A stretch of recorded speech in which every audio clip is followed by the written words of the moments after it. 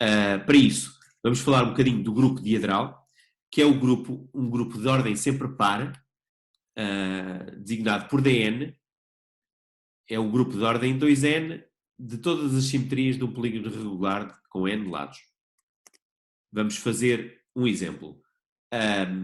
Para cada n, se pensarmos num polígono regular com n lados, vamos ter sempre que as suas simetrias podem ser descritas desta forma. Temos n rotações, em que eu incluo aqui a rotação trivial, que não é rodar nada, uma rotação do ângulo menor possível, que é aquilo que transforma o primeiro vértice num segundo vértice numa certa ordem, não é? Depois tenho a rotação do dobro do ângulo, etc. Posso pensar como uma rotação composta duas vezes, até a rotação de um ângulo n menos uma vezes o ângulo básico, não é? E depois posso ter reflexões, n reflexões diferentes, que são reflexões que passam sempre pela origem e ou fixam vértices, ou são reflexões que passam, cujo eixo de reflexão passa no meio de dois lados. No caso do nosso hexágono, por exemplo, nós, para vermos todas as simetrias deste hexágono, tínhamos que considerar todas as reflexões que passassem por todos os vértices, e aqui, e pelo centro, claro, pelo centro do polígono, que aqui seria a reflexão passa por 3 e 6, a reflexão passa pelo 2 e pelo 5, o eixo de reflexão que passa pelo 1 e pelo 4, mas também tínhamos os eixos de reflexão que passam nos pontos médios das arestas, que inclui esta reta vertical e também inclui a reta que é o ponto médio, passa pelo ponto médio 5 e 6 e ponto médio 2 e 3, etc. Também são 3. Portanto, eu tinha, para todas as simetrias do hexágono, eu ia ter 6 eixos de simetria. 6 eixos de reflexão, que são os eixos que passam, os 3 eixos que passam pelos vértices e os 3 eixos que passam pelos pontos médios dos lados. E temos as 6 rotações, que é a rotação trivial, pronto, uma rotação de 0 graus, e tínhamos que ter uma rotação de 60 graus, rotação de 120 graus, 180 graus, 240 e 300 graus, está bem? Portanto, em geral, para qualquer polígono, vamos ter esta descrição do grupo, está bem? Este é o grupo diedral, de ordem 2n, portanto, quer dizer que a cardinalidade é 2n. Vamos ver o primeiro exemplo. Vamos, primeiro exemplo mais sofisticado. Vamos tentar saber quantas são as colorações possíveis dos vértices de um hexágono regular em que estamos a escolher duas cores para colorir. Então, vamos supor que o nosso grupo de simetrias eram apenas rotações. Nesse caso, não é? Eu vou então aplicar a fórmula de Cauchy-Frobenius. Como é que eu faço? Primeiro tenho que ver, considerando o grupo de rotações, eu tenho então simplesmente é o grupo que é constituído simplesmente pela identidade, uma rotação composta duas vezes, uma rotação de 60 graus composta duas vezes, 3 vezes, 4 vezes e 5 vezes. Porque se eu fizer a rotação 6 vezes, 60 graus, vou ter outra vez a identidade. Então eu tenho que ver o conjunto de pontos fixos por cada um destes elementos. Ora bem, se eu fizer simplesmente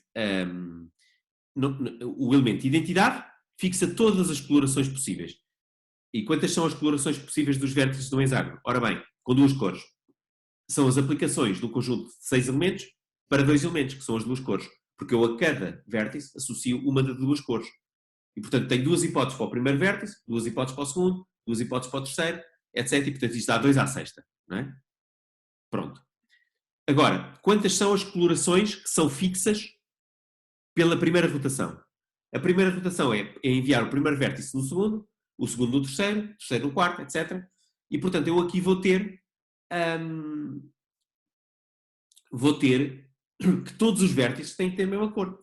Para que as minhas rotações, para que as minhas colorações de vértices sejam invariantes por uma rotação de 60 graus, não é? Como essa rotação de 60 graus vai conseguir passar por todos os vértices, não é? Porque transforma o primeiro no segundo no terceiro, o terceiro no quarto, etc. só há duas cores possíveis.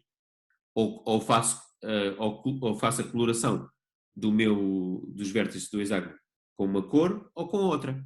E, portanto, os pontos fixos do meu conjunto, não é, vão ser 2. Porque o meu conjunto agora não é o conjunto dos vértices do hexágono, é o conjunto das colorações dos vértices, está bem? Portanto, quantas colorações são fixas por uma rotação?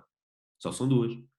E quantas colorações são fixas por uma rotação de 300 graus? Ou seja, 60 graus na direção oposta. Também são só 2, pela mesma razão.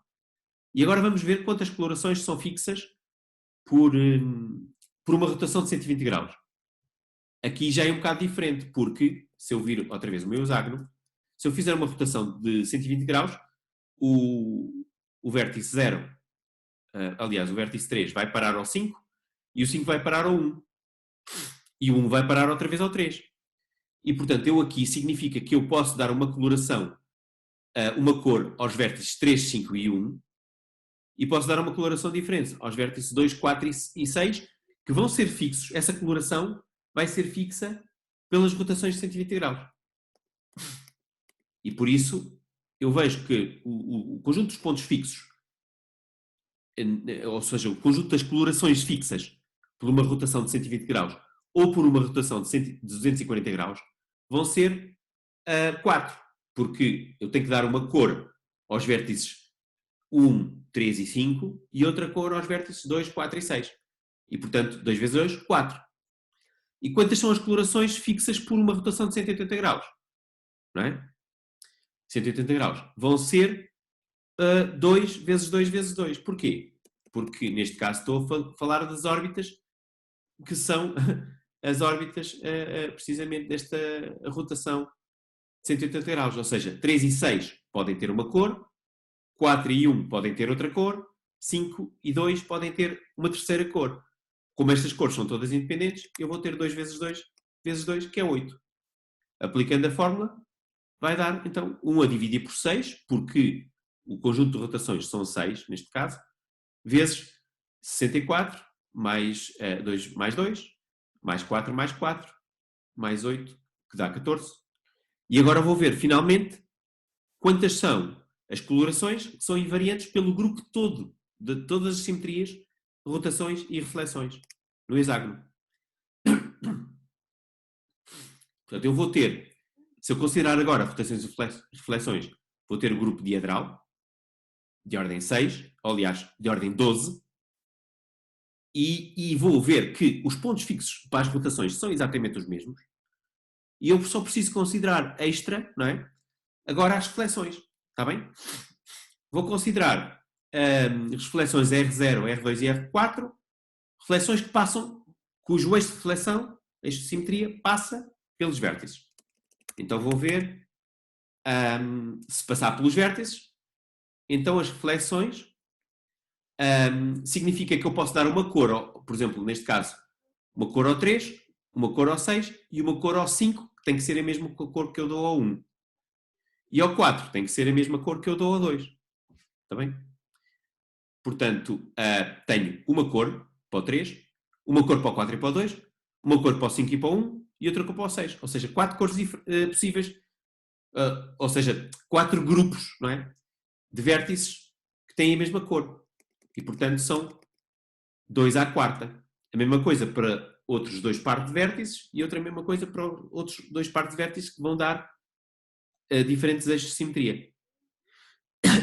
E, finalmente, posso ver quais são as colorações que ficam invariantes pelas reflexões cujos eixos de reflexão passam pelos pontos médios das arestas, que são reflexões do estilo desta reflexão vertical.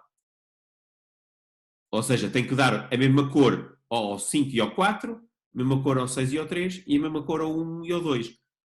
Mas estas cores destes grupos são diferentes. Portanto, o conjunto 5 e 4 tem uma cor, o conjunto 6 e 3 tem uma outra cor e o conjunto 1 e 2 tem outra cor e, portanto, são 2 ao cubo. Está bem? E, portanto, finalmente fazendo a conta, eu vou fazer 1 sobre 12, porque agora o grupo tem ordem 12, e faço a mesma conta de há bocado, 2 mais 2 à sexta mais 2 mais 4 mais 8 mais 4 mais 2, mais estes conjuntos dos pontos fixos, que são 3 vezes 2 à quarta, mais 3 vezes 2 ao cubo, e dá 13. O que significa que eu, considerando o grupo todo, não é, tenho só menos uma órbita no conjunto de todas as colorações possíveis dos vértices com duas cores. Reparem que se eu tivesse a fazer isto com mais cores, não é, eu simplesmente tinha que pensar da mesma maneira, só que em vez de fazer estas potências de 2, tenho que fazer colorações diferentes, embora os grupos de vértices que têm que ter as mesmas cores são exatamente os mesmos. Está bem? Pronto. Se calhar vale só a pena fazer um comentário que estas coisas está bastante bem explicada na página da internet do lema de Burnside. O único problema que vemos é que está em inglês e não existe a página em português. Mas este teorema está aqui bastante bem explicado. Aqui está a fórmula, como podem ver, de Cauchy-Frobenius-Burnside. E tem um exemplo de coloração de cubos. Eu não falei de coloração das faces de cubo. Eu não falei muito nas rotações do cubo, mas já agora posso fazer também um comentário em relação a um dos exercícios que tem a ver com as rotações do cubo. Ora bem, não é muito difícil ver que as rotações do cubo podem ser pensadas, as simetrias do cubo por rotação, como sendo simetrias de rotação em relação a um eixo, por exemplo, vertical, e este eixo horizontal que passa por duas faces opostas. Aqui também temos um eixo horizontal que passa por duas faces opostas. Portanto, há 3 eixos diferentes.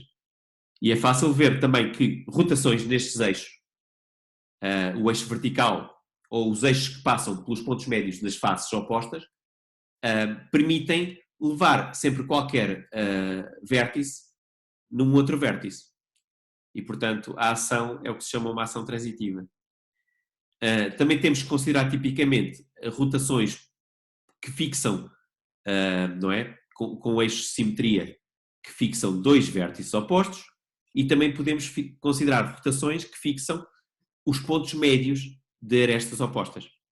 E se a gente pensar bem, com algum cuidado, vemos que não há rotações, não há mais rotações que estas.